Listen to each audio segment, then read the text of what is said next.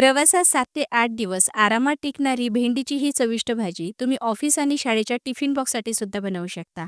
भेंडी स्वच्छ धुवून झाल्यानंतर सुती कपड्यांनी पुसून पूर्णपणे कोरडी करायची, म्हणजे चिकट होत नाही आणि जास्त दिवस टिकून राहते. व्हिडिओमध्ये दाखवल्याप्रमाणे तुम्ही चिरून घेऊ शकता किंवा गोलाकार चिरता येईल. 2 टेबलस्पून भाजलेले सोललेले शेंगदाणे, 2 टेबलस्पून सुकं खोबरं, कढीपत्ता, 10 ते 15 लसूण पाकळ्या, अर्धा ते 1 इंच आलं, 1 चमचा जिरे, 1 चमचा सोप, 1 चमचा धनेपूड, 1 ते 1.5 चमचा किचन किंग मसाला, 1 चमचा लाल तिखट आणि अर्धा चमचा हळद घालून मसाला मिक्सरला फिरवून घ्यायचा. तेल छान धूर निघेस्तोवर कडकडीत गरम करायचं आणि यामध्ये भेंडी तळून घ्यायची, म्हणजे जास्त दिवस टिकून राहते. आता जे तळणीचं जास्तीचं तेल होतं ते काढून घ्यायचं आणि 1 चमचा तेलामध्ये जिरे घालायचं आहे, मसाला, चवीनुसार मीठ, चिरलेली कोथिंबीर घालायची. मसाला छान परतून घ्यायचा. यामध्ये तळलेली भेंडी घालायची आहे आणि परतून घ्यायची.